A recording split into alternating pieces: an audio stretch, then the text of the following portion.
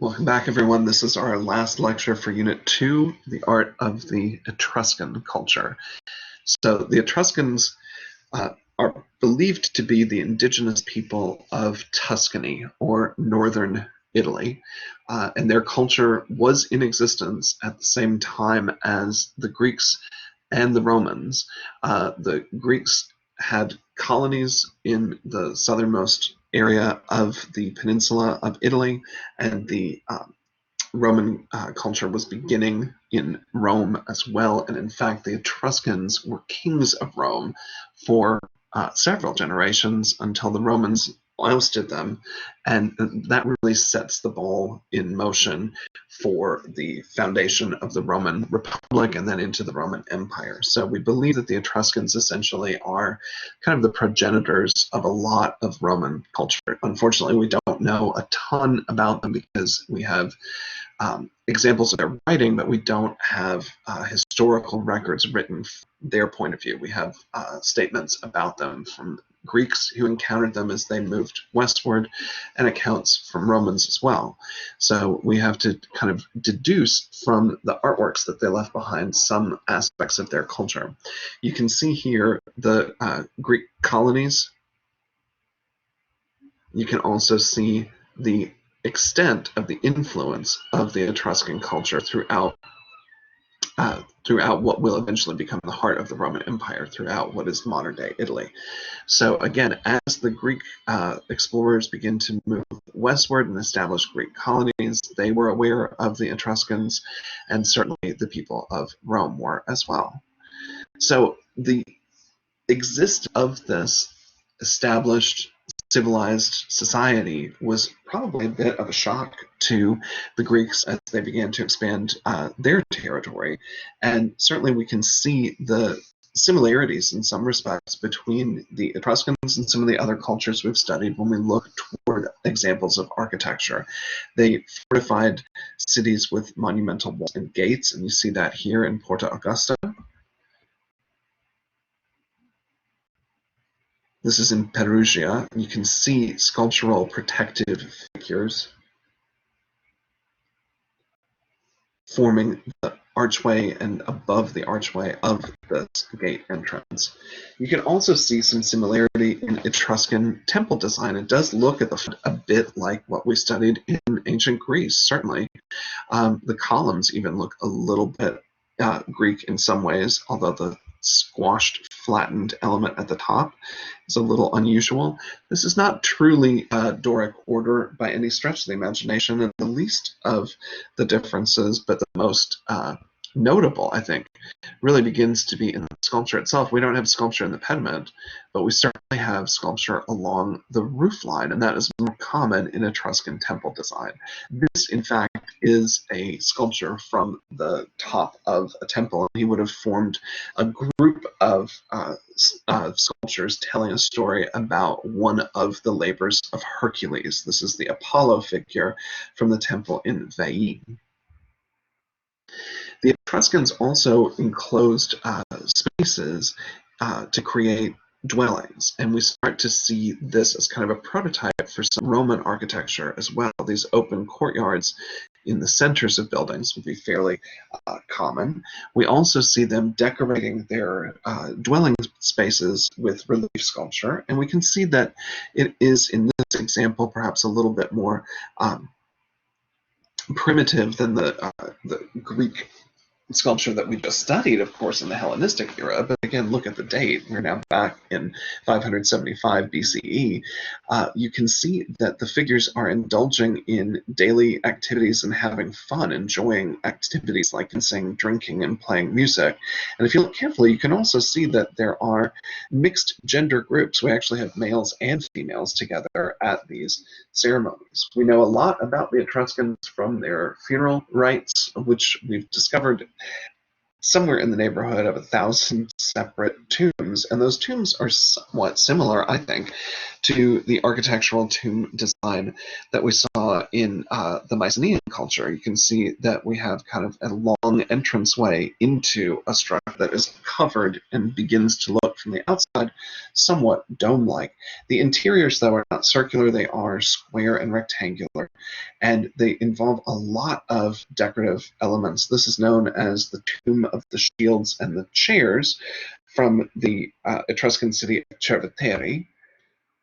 This is the burial chamber of the Tomb of the Reliefs. You can see carved in relief on the walls all kinds of decorative elements that reference not only swords and shields, but you can also see what look to be chariots, you can see animals, you can see human beings as well. So quite a lively and decorative culture.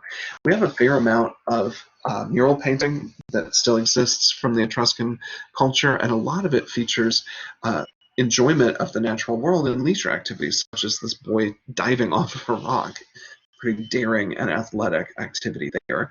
There are lots of mural paintings in tombs themselves. This one is known as the Dancers and Diners. And if you look, you can see that the dancers are performing at what appears to be a very similar theme that we've seen in ancient Greece. We see people reclining on couches, eating and drinking wine and being entertained, but very different from the Greek culture. Instead of this being a symposia, an event only for male citizens, what we see here are mixed gendered groups. The husbands and wives are depicted together. Greek women would never have had access to this kind of public life. The example to know here for the tomb painting is the Tomb of the Augers. This Etruscan work depicts Augers are people at the back, and they depict the foretelling of the future. But what we're seeing essentially is really the events on the sides are wrestling and other sporting events that are being held to honor the dead, to honor the people being interred for this funeral. And in fact, we know that the Etruscans used their slaves as these kind of gladiatorial wrestling combatants, and that the loser would be killed and that their blood would then be spilled onto the floor, which would then create sort of a sense of honoring the dead in the tomb by the idea of passing the blood from this kind of fallen or vanquished foe. It's a little bit more violent depiction. We certainly see in the Tomb of the Leopards, again, the mixed groups lounging together, being served by waiters and entertained by musicians who are depicted with really intricate detail in the fingers and really articulated, especially on the flute player. And you certainly here see the leopards that are decorative elements at the top of the structure. This is another tomb painting that I think is really kind of interesting. There are characters who are, we don't know the full extent of the Etruscan religion, but we know that they used the terms charon and vanth to represent male and female death-oriented figures. So these should not be interpreted as angels. The closest interpretation we can give them actually is demons, but powerful spiritual forces. The male figures are the charons. They usually are represented with hammers, and the vanths are the female figures. You see them also winged, but associated with death. There are a lot of death images. You see here a female death demon surmounting this container, which actually is associated with the funeral rites. We know that a lot of these cinerary containers exist in tombs from Etruscan culture. They're often interred with other objects that would have been probably of importance to the people in the burials themselves. I thought you'd like to see this group of funerary urns in an Etruscan tomb. They all look actually like they're attending one of these elaborate banquets. Everyone seems to be reclining upon a comfortable couch and enjoying one another's company. There's a little bit of a sense of joy of life in these figures that's quite different from some of the other funeral monuments that we've seen. More of the funerary urn containers. Funeral sculptures depicting life rather than only death. Probably the most important piece for us to know is the Cervitary Sarcophagus. This piece was actually split in half in order to be fired, so that's what the split is down the middle. But in fact, the figures form a lid over essentially a sarcophagus or coffin. The figures are meant to represent a husband and wife, and again, they are reclining together in a scenario that would be presumed to be in a public space at one of the banquets that would be part of civic life. So we believe that women had a much higher place in society, if not exactly equal to their male counterparts, which the Greeks found absolutely confusing. The figures themselves clearly are not meant to be representations of portraits of specific people. I mean, the faces, if you really look at the way the features are done, are almost interchangeable. So they're really meant almost more as symbolic ideas, I think, of the relationship between these two people. You can see on many of the sarcophagi, as we talked about earlier, representations of these demonic forces associated with death. You've got the male Charons with their hammers, the female Vanths, the wings. But perhaps the most beautiful of all of the sarcophagi treatments are these sculptures of married couples under covers together as if they're lying in bed in a romantic embrace. They're really kind of remarkable. They sort of feel related to Greek sculpture in that you can see the body through the drapery, but this is a scene that a Greek sculptor would never, ever have created. It's far too intimate, it is far too emotional, it's far too passionate. It's really kind of a remarkable accomplishment on the behalf of the Etruscan artists. You can see that the Etruscans, similarly to the Greek artists, as we get closer into the 300s, you can see that the artists are really starting to depict more and more specific individual idiosyncratic facial features that look like the actual people. So portraiture is really becoming part of art at this time, as opposed to kind of more symbolic or systematized versions of depicting the human body that we saw in ancient Mesopotamia and Egypt, and even in early Greek art all the way through the classical era. Now we're actually starting to see individual human beings. The bronze casting of the Etruscans is really quite accomplished. You can certainly see that because of the use of bronze as a material, sculptors are able to extend their limbs far from the core of the body and still be able to retain those limbs.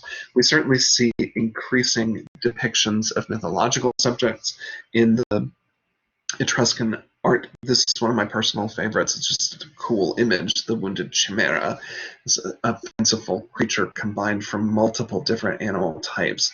It's a terrifying image, and to think that it's wounded, perhaps it will attack us in order to defend itself.